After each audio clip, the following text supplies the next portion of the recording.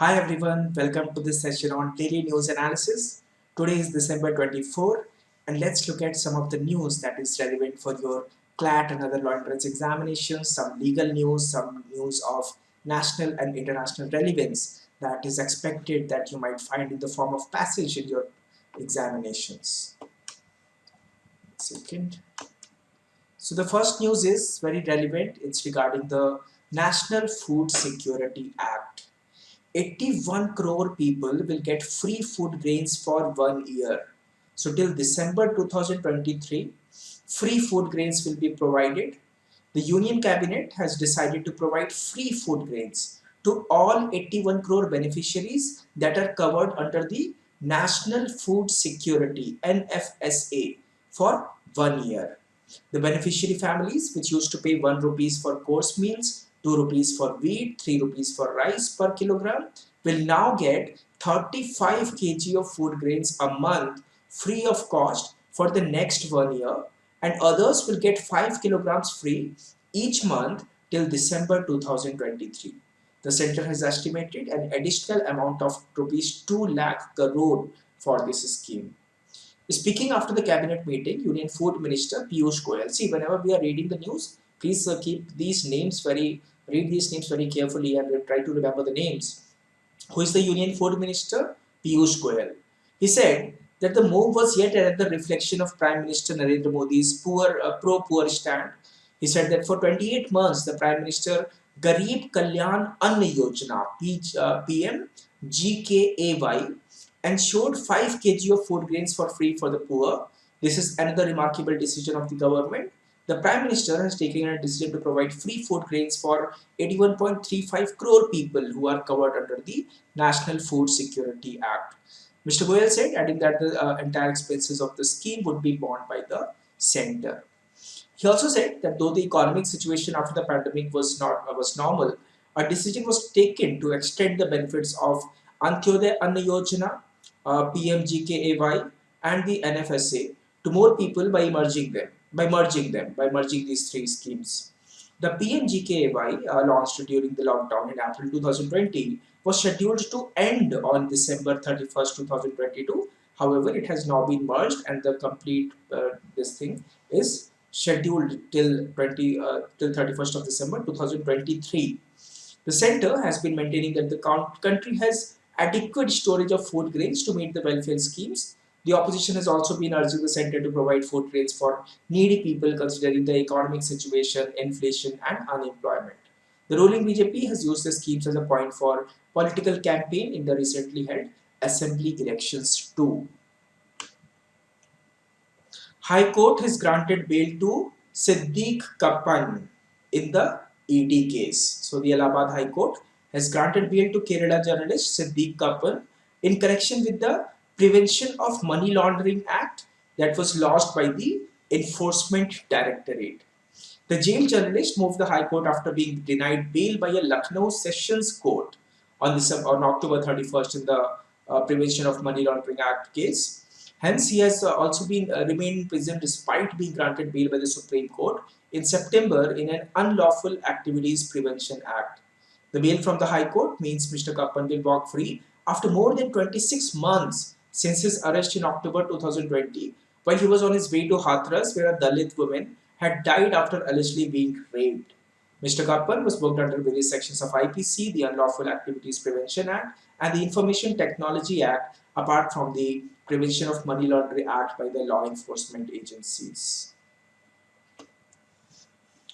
Cabinet has approved pending one rank, one pension revision for veterans.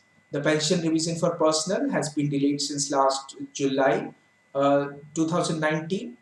According to the Defence Ministry, more than 25.13 lakh persons, including 4.52 lakh new beneficiaries, will stand to gain. So the Union Cabinet has approved a pension revision for retirees from the armed forces and their families under the one rank, one pension scheme. And this was being delayed since July 2019. Arrears will be paid from July 2019 to June 2022, which is approximately 23,638 crore rupees as per the applicable dearness relief the Defense Ministry has mentioned. Pension of the past pensioners would be refixed on the basis of average of minimum and maximum pension of the Defense Forces retirees of calendar year 2018 in the same rank with the same length of service. So this matter was very much in news for a long time, and now finally the cabinet has approved this revision, this pending revision. Bharat Biotech's nasal COVID vaccine is available as booster. So instead of the injection dose, now there is a nasal vaccine is also available. So with the threat of COVID-19 resurfacing and India ramping up health surveillance measures, Health Minister Mansukh Mandavia, also remember the name of the Health Minister, Mansukh Mandavia, he said that a vaccine which could be administered as nasal drops would henceforth be available for public use. You can book an appointment through CoWIN website and go for this booster vaccine, which will be nasal. You can have it through nose. We have made available a nasal vaccine developed by Bharat Biotech that can be used as a precaution booster dose. So whether you have been administered Covaxin or Covishield or any other vaccine, the nasal shot can work.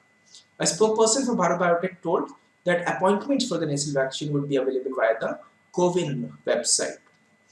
Incovac, co-developed by Hyderabad-based Bharat Biotech and the US-based Washington University, was approved in November for restricted emergency use for those who are 18 years and above. The nasal vaccine is approved both as a primary dose and a heterologous booster. It was approved as a primary dose after the phase 3 trials and was separately tested for safety and immunogenicity as a booster according to a company statement. Plea challenges panel to examine Supreme Court status for Dalit converts. So this news has been appearing again and again that Dalits who have converted to Christianity or Islam, Muslim, so will they be given the scheduled caste status? So there is a plea that has a challenge that has challenged the panel that a committee will be formed to examine this. So please challenge in that, because there have already been so many committees regarding that. So and everybody has supported the view that they should be given scheduled caste status. So this plea has been challenged. A writ petition has now been filed in the Supreme Court of India challenging the formation of a three-member commission of inquiry to examine whether it would be possible to accord scheduled caste status to Dalits who have over the years converted to Christianity or Islam.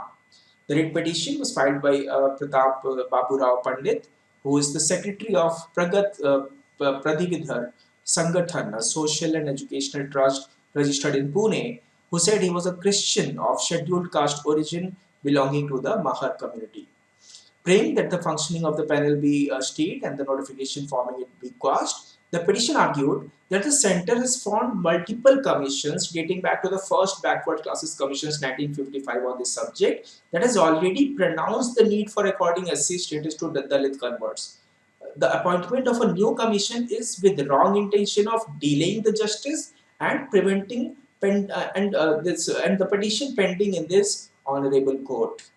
In the cases pending with the Supreme Court since 2004 with respect to this issue, Narendra Modi-led government has consistently maintained that it is not in favor of SC status to Dalit Christians and Muslims. So this has been challenged. Then the next news is regarding Chanda Kocher. This is again very hot news these days, that CBI has arrested Chanda Kocher in Videocon group loan case. Now, who was Chanda Kocher? Chanda Kocher is a former ICICI Bank's CEO and Managing Director. So the CBI has arrested former ICICI Bank CEO and MD Chanda Kocher and also her husband Deepak Kocher in a case related to the credit facilities extended to the Videocon group of companies. They had been arrested in Delhi and will be produced before a special court in Mumbai. The CBI had registered the case in January 2019, alleging quid pro quo. What is the meaning of the word quid pro quo? Quid pro quo means something for something. I do something for you, you do something for me. So if I am giving you loan, you do me some other favor. So quid pro quo, something for something. So quid pro quo in auctioning loans of 1,875 crore to the companies of Videocon Group headed by Venugopal Dhut. Based on the CBI case, the Enforcement Directorate initiated a money laundering investigation and had arrested Mr. Kocher in September 2020. The same year, in January, it attached assets worth 78.15 crore rupees, which included a Mumbai flat in the name of Ms. Kocher and other properties linked to her husband's company and its subsidiaries. Mr. Kocher was later released on bail. CAG has pulled up DRDO for delay in the completion of projects and failure to achieve key parameters. Assessing the mission mode projects of the Defense Research and Development Organization. What is DRDO? Defense Research Development Organization. And what is CAG? Comptroller Auditor General.